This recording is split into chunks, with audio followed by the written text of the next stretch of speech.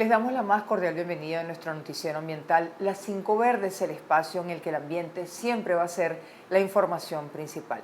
Comenzamos con nuestro resumen de noticias. La primera la dedicamos al fenómeno del Niño. El Niño ha regresado oficialmente y es probable que provoque fenómenos meteorológicos extremos a finales de este año, desde ciclones tropicales hacia las vulnerables islas del Pacífico hasta fuertes lluvias en Sudamérica o sequías en Australia.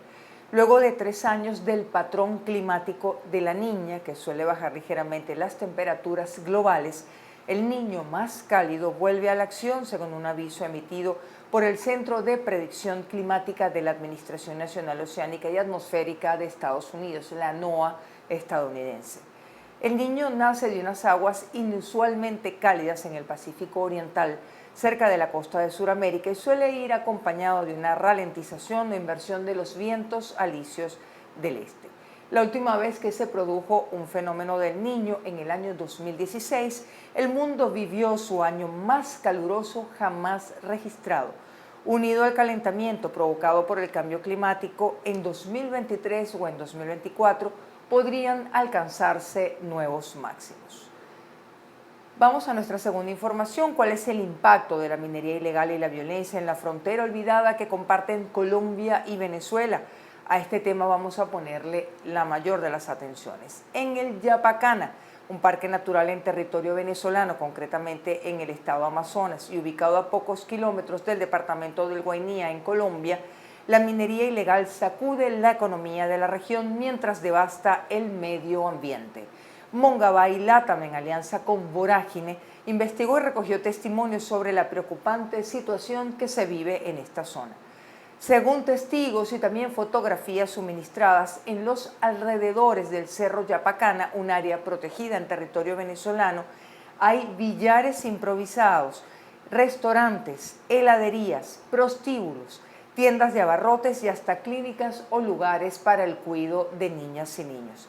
Todo esto ocurre bajo el estricto control de las disidencias del Ejército de Liberación Nacional y también las disidencias de las Fuerzas Armadas Revolucionarias de Colombia. Según varios testigos que hablaron con esta alianza periodística, esto es lo que está ocurriendo. Continuamos con nuestra tercera noticia. Brasil devastó en promedio cada día del año pasado 56,4 kilómetros cuadrados de selva, sabana o flora campestre. Esta es el área equivalente al tamaño de un país como Bermuda, y esta información la ha suministrado MapBiomas, una red que agrupa ONG, universidades y empresas de tecnología para analizar el uso del suelo con la ayuda de imágenes de satélite. La deforestación el año pasado se extendió por 20.576 kilómetros cuadrados de vegetación, un área 22,3% superior a la destruida en el año 2021, en promedio 56,4 kilómetros cuadrados de selvas, sabanas o flora campestre. La tala para abrir paso al sector agropecuario fue responsable de más del 95% de toda la deforestación registrada el año pasado en territorio de Brasil. Recordemos que Brasil es uno de los mayores productores y exportadores mundiales de alimentos y líder global en productos como carnes y soja. Vamos a nuestra cuarta información, y es que los atropellos contra la naturaleza en el mundo son sistemáticos y no deben silenciarse, y tampoco quedar impunes sus responsables cuando intimidan a los medios de comunicación por delatarlos. Esto lo advirtió a la agencia de noticias EFE Alfonso Baulús, presidente de la sección española de Reporteros Sin Frontera. Desde las talas de árboles indiscriminadas en países como Brasil en manos de industrias madereras, hasta actividades de extracción minera sin respeto ambiental, son algunas de las acciones denunciadas generalmente por parte de la prensa para defender la biodiversidad y la naturaleza en el mundo. Cerramos con la quinta noticia, y es que un fallo judicial declaró sujeto de derecho al río Alambi, ubicado en la provincia de Pichincha.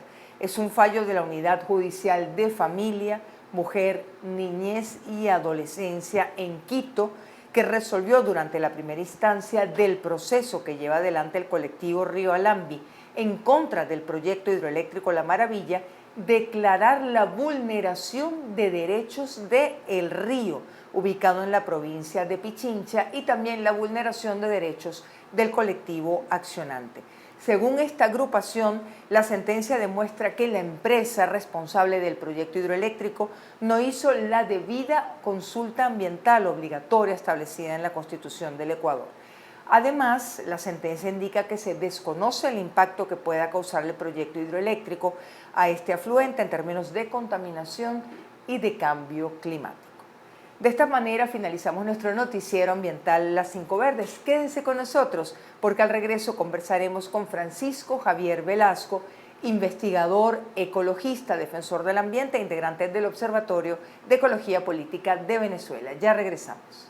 Los invitamos a compartir en Pisando Tierra, un esfuerzo por aterrizar y comprender la realidad económica venezolana y sus implicaciones en la política y en el área social. Estaremos a través de la plataforma comunicacional Punto de Corte en todas sus redes todos los jueves a las 2 de la tarde.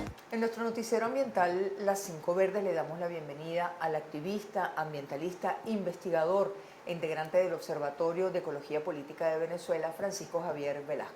Gracias por acompañarnos. Gracias, y por venir a los estudios de Punto de Corte. Francisco, presentaron recientemente el estatus ambiental con base en lo que ha analizado el observatorio. ¿Qué encontraron? Usted hablaba de un recrudecimiento de la situación. ¿Qué implica eso? Ciertamente, aunque hay una relación de continuidad con lo que ya habíamos expuesto el año pasado en un informe similar, ciertamente vemos que la situación ha empeorado en todos los frentes. Digamos, hay una crisis ecológica en Venezuela, que forma parte de la crisis sistémica que nos afecta en otros órdenes, en otras dimensiones, económica, política, social, etc. Y que además se conecta, se interrelaciona, que está en interrelación con las otras cosas que estamos viviendo, con la situación de precariedad, de inestabilidad, de incertidumbre, de penuria la que está sometida pues, la gran mayoría de la población. Lamentablemente hemos constatado eso, efectivamente la situación ha empeorado en varios frentes, de los cuales bueno, podemos hablar, y si bien es cierto que hay una conexión con lo que está ocurriendo a escala global, porque nosotros también consideramos que hay una crisis ecológica a escala global, no obstante hay dinámicas particulares que responden a circunstancias, causas, agentes, factores que son internos y que están en la raíz de esto que estamos denunciando. Francisco, ¿cuáles son los elementos de esa crisis, una crisis ecológica en el país? Bueno, nosotros en este informe que hemos presentado del año 2022 hablamos, lo hemos dividido en 7 capítulos, donde damos relación de varias cosas que están ocurriendo, digamos que no todo lo que está ocurriendo en el país, pero lo que consideramos de mayor relevancia, ¿no? En varios frentes. Por ejemplo, uno de ellos es el tema petrolero, el cual no podemos de ninguna manera soslayar porque bueno, sabemos el peso que ha tenido y todavía sigue teniendo el petróleo en la dinámica de nuestra economía y nuestra sociedad en general. Y en particular destacamos el tema de los derrames petroleros. El año pasado contabilizamos 86 derrames petroleros, una cifra mayor, superior a la que habíamos identificado el año anterior, pero nosotros insistimos en decir que hay derrames que no conocemos, que no logramos conocer, porque bueno, hay una censura de parte de la industria, de parte del gobierno venezolano y del Estado en general. No se publican cifras, se impide el acceso a instalaciones, etcétera, pero bueno, hay distintas vías, bueno, las propias denuncias de los medios, sí. Por otro lado, de las comunidades que son afectadas, que son muchas en distintas partes del país. Pero suponemos que son más de 86. Sí, claro, hay activistas que, bueno, que algunos están en conexión con nosotros, distintas organizaciones en todo el país que también le hacen seguimiento a eso. Y bueno, hay algunas técnicas por ejemplo, fotos satelitales que permiten hacer algunas detecciones. ¿A qué se deben estos derrames? ¿Un problema operativo, malas operaciones? Malas operaciones, bueno, la situación de colapso virtual, de precariedad en que está la industria petrolera, eso no es un secreto para nadie. El hecho de que, bueno, también mucha gente con especialización, con capacidad para cometer eventos como este, con equipos adecuados, pues ya no están en la industria petrolera, incluso muchos no están en el país. Pero también hay un elemento que va más allá de eso, y es que nosotros, los venezolanos y las venezolanas, tenemos que empezar a pensar en los horizontes post-petroleros, Claro. e incluso post-extractivistas, que incluyen no solamente el tema petrolero, sino el tema minero, que es otro de los elementos claves de esta crisis ecológica que estamos viviendo. El avance desaforado, desenfrenado de la minería, no solamente en el sur del país, al sur del Orinoco, particularmente en eso que se ha dado a llamar el arco minero del Orinoco, sino también en otras regiones del país, algunas muy distantes, donde a raíz de aquella promoción que hizo el gobierno de un supuesto motor minero Sí. para dinamizar la economía nacional, bueno, se ha desatado una verdadera fiebre minera en muchas partes. Por Y, ejemplo, bueno, cuando hablamos de ese avance desaforado, saben, ustedes han denunciado lo que ocurre en el sur del país. ¿Otras zonas están también sí, sometidas a esta cómo presión? no, bueno, ¿Cuál? yo puedo decir, por ejemplo, que se sabe que en el estado Lara, en áreas protegidas del estado Lara, hay saque de carbón en gran escala, hay denuncias que señalan que efectivos militares están involucrados en eso. Puedo decirte que hace cosa de pocos años se supo que en el estado Carabobo se destruyeron alrededor de 2.000 hectáreas por una especie de fiebre del oro local que se desató. Y en otras partes del país buscando materiales de construcción, etcétera, etcétera. Además del oro y de los diamantes, bueno, está el tema del coltán también, que se ha convertido en algo muy... Todo el muy país se ha usado. convertido en territorio minero. Prácticamente, casi pudiéramos decir que no hay algún estado del país donde no haya algún tipo de incursión de este tipo. ¿Qué Que consecuencias? además es desordenada, y bueno, hay una tolerancia, cuando no una complicidad de las entidades estatales, de las entidades gubernamentales. Francisco, ¿y sí. qué consecuencias tiene ese avance desaforado de la minería que deja, o sea, que convierte a todo el territorio nacional en objeto minero prácticamente? Bueno, hablemos de las consecuencias físico-naturales que tienen que ver, por ejemplo, con la deforestación en gran escala, con la contaminación de aguas, por ejemplo, en el caso del oro en particular, con el mercurio. La situación con el envenenamiento por mercurio es muy seria en el sur del país. Hay comunidades indígenas y criollas que están afectadas por eso, los propios mineros también en su situación de salud. Está el tema de la destrucción de suelos, no muy lejos de Caracas, aquí mismo en Tejería, en Loma de Níquel, pues hay una situación terrible con la explotación del níquel, ha habido, y ahí hay un desastre ecológico que ya tiene bastante tiempo. Por citarte un caso también cercano aquí mismo a la capital. Envenenamiento, también contaminación del aire, pero también las consecuencias económicas y sociales, Claro. el desarraigo que eso genera, las perturbaciones socioculturales que destruyen el tejido comunitario, y todo esto pues favorece el surgimiento de pranatos, una especie de feudalización del territorio nacional, en donde, como digo, pues también hay una complicidad gubernamental. Fíjate que no sé si recuerdas que no hace mucho tiempo el propio presidente de la República anunció que se le iba a dar una mina a cada gobernación. Sí, cómo no. Bueno, ¿Eso se ha cumplido? ¿Qué genera eso? Pregunto.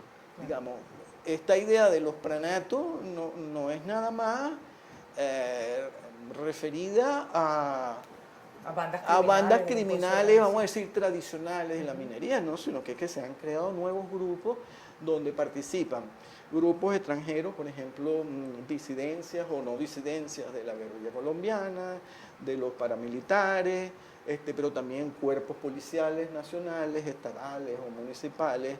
Se sabe que hay también están involucrados dos guardias nacionales, efectivos militares, en fin. Entonces, es una situación muy seria. En el caso del sur del país, particularmente seria, porque eso se está convirtiendo en una especie de tierra de nadie, pues.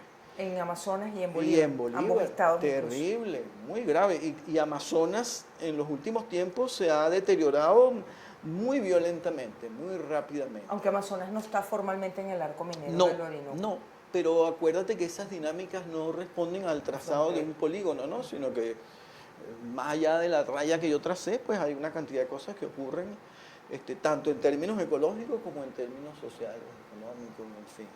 Esa actividad minera desaforada, ¿qué impacto va a tener en los servicios públicos, por ejemplo, Francisco? Bueno, pensemos en el agua, que de hecho estamos viviendo una situación que nosotros también denunciamos en el informe también de un colapso de los servicios públicos, en particular el acceso al agua potable. Hay un porcentaje muy elevado de la población que no tiene acceso al agua potable, o en todo caso tiene acceso a agua en condiciones realmente lamentables para el consumo.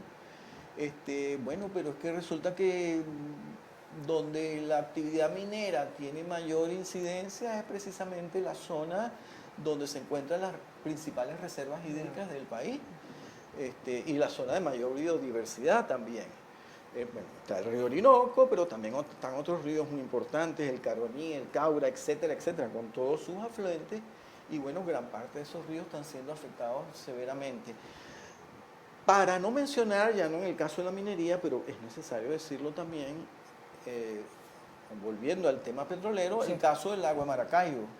El lago de Maracaibo es el reservorio de agua dulce más importante de América Latina. Si nosotros ponemos a un lado el río Amazonas, es el lago más grande de América Latina y bueno, está convertido en una placa petrolera, a la que se suman desechos sólidos, plástico, aguas negras, etc. Una papelera, prácticamente. Y en tiempos como el que estamos viviendo en el mundo, del cambio climático, que yo prefiero llamarlo un verdadero desorden climático, caramba, estamos tirando por la ventana nuestras posibilidades de garantizar el agua dulce. Claro, así es. Entonces son cosas muy graves, sumamente graves. Francisco, son los principales problemas. Hablamos de lo petrolero, hablamos de la minería, hablamos obviamente del agua, sí, que se está convirtiendo en un problema para bueno, hay otros problemas que nosotros hemos mencionado en ese informe. Por ejemplo, el tema de la deforestación, que no solamente se refiere al tema de la minería. Yo quisiera mencionar lo que está sucediendo en nuestros espacios urbanos, en nuestras ciudades, donde políticas, programas impulsados, bueno, en todo caso acciones, no sé si son formuladas como políticas en todo caso, pero las acciones concretas que realizan tanto entes del gobierno central como alcaldías de diversos signos políticos están atentando contra los árboles que tenemos en la ciudad. ¿Por qué? O sea, ¿qué hay detrás de esto? Bueno, por un lado yo creo que hay... ¿Es un negocio, es un problema de visión de política en parte pública? creo que es un negocio, ciertamente, porque hay compañías que cobran por el volumen de árboles o de ramas o de material vegetal talado y podado. Eso es así. Por otro lado hay una gran ignorancia y hay un imaginario que priva pues, en muchos de nuestros políticos y funcionarios de la ciudad tiene que estar llena de cemento, de acero, de latón, en fin. Un imaginario desarrollista bastante siniestro, pues en el fondo, ¿no? Bastante incluso obsoleto, pues que no tiene en cuenta cómo estamos, las circunstancias que estamos viviendo en el mundo y en el país. Se están acrecentando las islas de calor. El caso, por ejemplo, de las Mercedes es típico, pues. La cantidad de árboles talados en la zona de las Mercedes, aquí en Caracas, en el municipio de Baruta, han hecho que la temperatura promedio haya subido de manera considerable, pues. Solo por citar ese caso, vemos exabruptos como nuevamente en el caso de las Mercedes, pero lo hemos visto en otros lugares, cómo se talan árboles y son sustituidos por árboles de plástico o palmeras de plástico. O por árboles que no van a poder aguantar las condiciones. También ocurre eso. Entonces, eso es una situación muy seria, la de la deforestación. Pero también está el tema de, bueno, cómo están siendo afectadas los parques y las áreas protegidas por proyectos turísticos principalmente, algunos podríamos llamarlos megaproyectos turísticos, ¿cuáles? Como el caso de la Tortuga, podríamos llamar, pero como aquí cerca tenemos lo que está ocurriendo en nuestra montaña, el Ávila, el Parque Guaraíra Repano, donde se han construido infraestructuras, se han construido verdaderas mansiones, se sabe, pues para personas muy vinculadas al poder, se han promovido algunas iniciativas turísticas de un turismo muy de élite, de un sector muy particular, que yo no dudo en llamar los nuevos ricos, y que están causando estragos allí, pero eso ha ocurrido también en el área de Morrocoy, donde se está impulsando un resort, no se han permitido, no hay acceso a las evaluaciones de impacto ambiental que por ley deben ser públicas, claro. Deben ser discutidas, deben ser debatidas, deben ser consultadas. Lo que ha ocurrido, bueno, en Canaima, no solo con el tema de la minería, sabemos el caso el tristemente célebre del fiestón que hicieron del Sarao en Tepuy, promovido, por cierto, por un funcionario del Estado. Y así en otros lugares, en otras zonas protegidas que están siendo afectadas por este tipo de turismo. Nosotros no nos oponemos al turismo. A la actividad turística. No, en absoluto.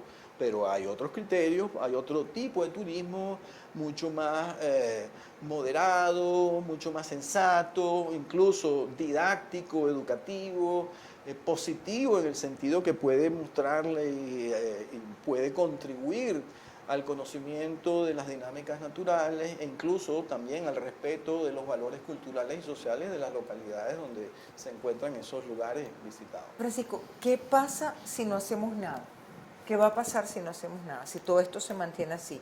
El avance desaforado de la minería, los derrames petroleros, la contaminación o la destrucción de las cuencas en las cuales tendríamos la garantía del acceso al agua dulce, la destrucción de áreas naturales. Te agrego también así rapidito el tema de los desechos sólidos, que es muy serio también, sobre todo en las áreas urbanas, la generación de toneladas, más o menos estamos calculando, se generan en el país unas 28.000 toneladas de desechos sólidos y apenas el 5% se trata más o menos debidamente. Bueno, ¿qué va a suceder?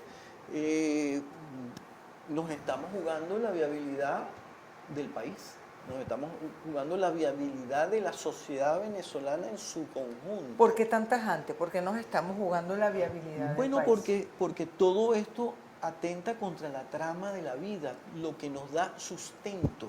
Los seres humanos, hombres y mujeres, no podemos existir al margen de la naturaleza, en parte porque somos parte de la naturaleza, eso hay que reconocerlo.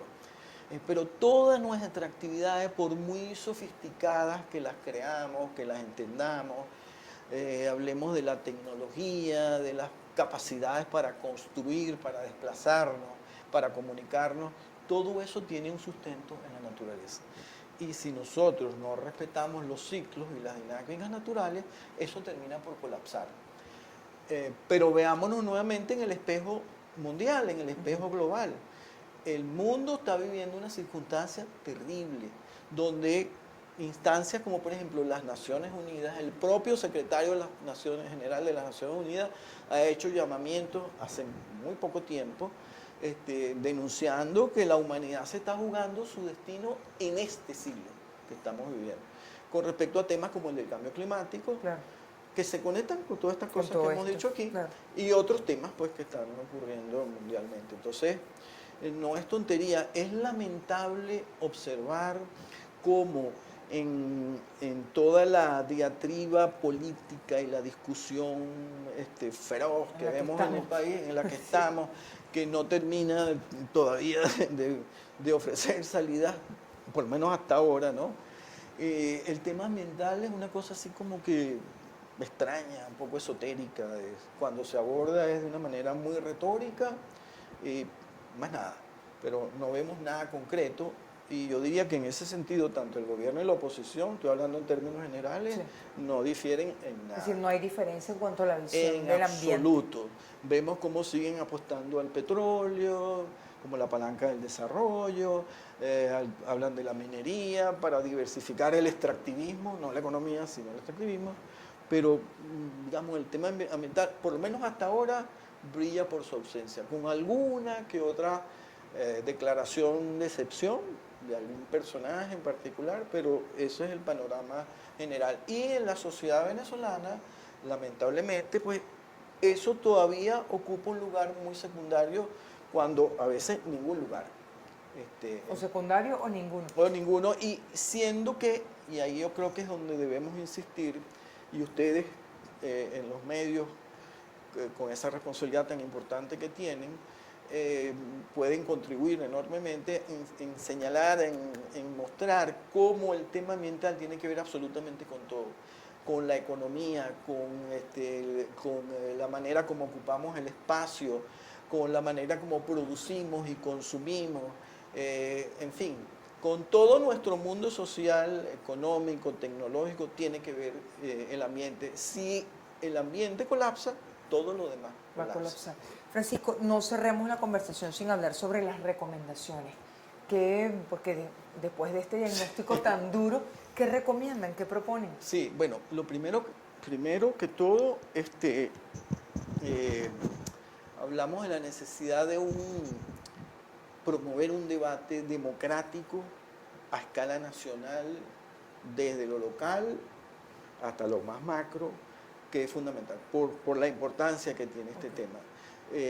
Y que eso permite incidir no solamente en los agentes políticos, en los grupos, personalidades que se están disputando el poder estatal, sino en la propia sociedad venezolana, que los gremios, los sindicatos, los estudiantes, los campesinos, los profesionales, etcétera, la iglesia, etcétera, todos los actores, los empresarios, todo el mundo tiene que debatir y tiene que discutir esto, porque nos estamos jugando, como dije, la viabilidad del país. Eso es fundamental y hacemos un llamado en ese sentido. Creemos importante que hay que nosotros insistimos una vez más, porque ya lo hemos dicho en otras oportunidades, la necesidad de una declaratoria de emergencia con respecto al tema del cambio climático. Okay. Las circunstancias del año pasado, de este mismo año que hemos visto, con los deslaves, las inundaciones y otros problemas muy graves que nos han afectado relacionados con el cambio climático, pues no están siendo enfrentados, no están siendo abordados como debe ser. ¿Qué implicaría la declaratoria de emergencia nacional por cambio climático? Bueno, implica varias cosas. Hay un tema de información, hay un tema de educación, pero hay medidas concretas que hay que tomar, por ejemplo, nuevamente con el tema de la matriz energética. Decisiones de Estado. Así es, decisiones de Estado, con el tema de la movilidad, por ejemplo, con la necesidad de detener la deforestación e empezar a impulsar procesos de regeneración ambiental, una gran cantidad de cosas. Y las medidas, ir tomando las medidas necesarias, porque hay consecuencias que ya no se van a detener. Pues el cambio climático está en curso, lamentablemente, pero sí podemos, digamos, trabajar para que eso nos lleve a consecuencias mucho más catastróficas en el futuro no muy lejano, nada lejano, por cierto. Eso creemos que es fundamental, pero eso implica también que vayamos pensando, yo lo decía hace un rato, creo que cuando comenzábamos la entrevista, la necesidad de ir pensando en escenarios post-petroleros, claro, post-extractivistas, en otro tipo de economía, en otro tipo de producción, en otro tipo de industrialización, que también suponga también otro estilo de vida distinto. Eso es absolutamente necesario. Eso no para dentro de 100 años, ni siquiera para dentro de 50 años, sino que esta misma generación tiene que tomar las riendas de esa situación y avanzar con audacia y con creatividad, que la tenemos, en ese sentido. Eso es muy importante. Nosotros también estamos pugnando porque se detenga el proyecto del arco minero del Orinoco, que es un total desastre ambiental, y que se impulsen, nosotros tenemos propuestas en ese sentido, planes de reconversión para aquellas personas, para aquellos mineros, grupos, ¿no? exactamente. Sí. Eso es también muy necesario. Esas son algunas de las medidas que nosotros estamos proponiendo. ¿Dónde está disponible el informe? Eso está en nuestra página web del Observatorio de Ecología Política, www.ecopolítica.org. Pero también está circulando en algunas redes y está en YouTube también, sí, a la disposición. Muchísimas gracias. Gracias a ti, Francisco. Vanessa. Gracias por acompañarnos a Agradecido. pesar de este panorama tan complicado. Muchas gracias. Muy amable. Gracias. Despedimos esta conversación con Francisco Javier Velasco, activista, ambientalista, investigador, integrante del Observatorio de Ecología Política de Venezuela.